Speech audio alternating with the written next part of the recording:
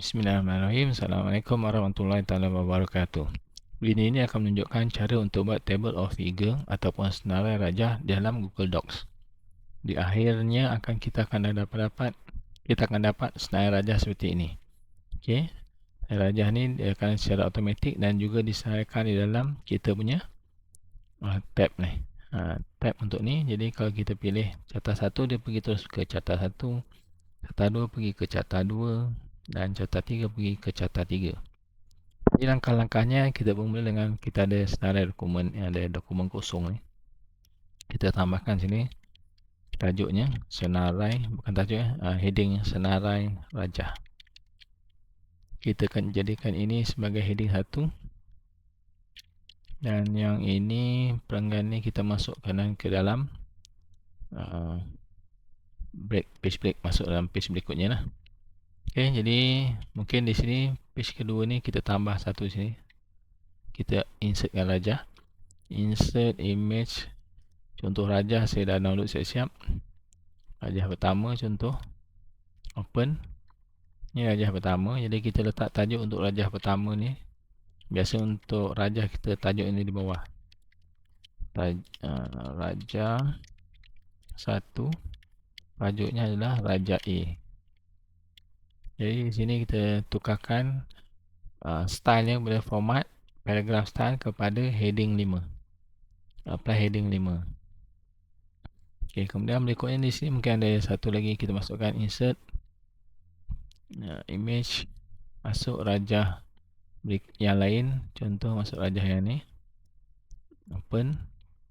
Jadi di sini kita bawahnya kita letak namanya adalah rajah 2, tajuknya adalah rajah B. Rajah B. Kemudian kita tukarkan rajah B ni kepada heading 5. Boleh salah di sini dalam style ni ada heading 5. Okay, apply heading 5 ataupun pergi ke menu format, paragraph style, heading 5. Apply heading 5.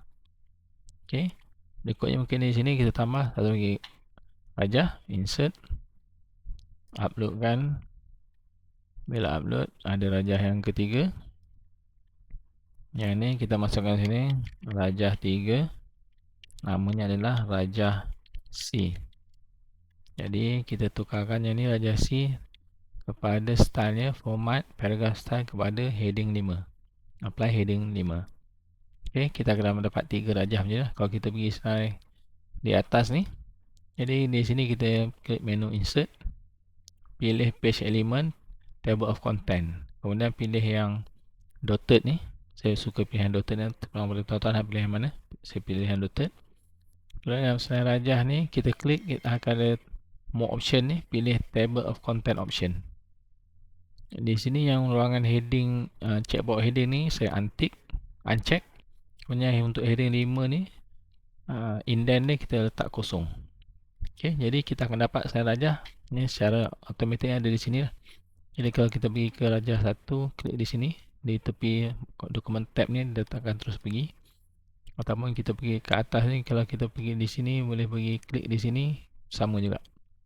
Jadi contoh kita tambah rajah di sini. Okey, di sini kita tambah satu rajah baru, insert image, tambah contoh rajah ni kan. Kita masukkan. Besar sangat, kita kecil banyak ruang kosong ni, kita kecilkan sikit. Kemudian kita tambah ni adalah rajah ni tadi rajah 2.1 ataupun nama dia rajah B1. Jadi kita tukarkan kepada paragraph style nya kepada heading 5. Okey. Jadi kalau kita pergi senarai rajah, di sini kita kena update manually. Kat sini ada button update table of content. Jadi kita tambah sini akan ada table of content yang baru, rajah 2.1 rajah 5. Muka surat automatik. Jadi kita highlight ni, kita buang bold ni lah. Jadilah kita punya senarai rajah. Bukan update secara automatik, tapi kita boleh update secara manually. Jadi dia dynamic lah. Muka surat ni tak payahlah kita nak fikir-fikir, tak payah nak kira-kira. Okay, terima kasih semua.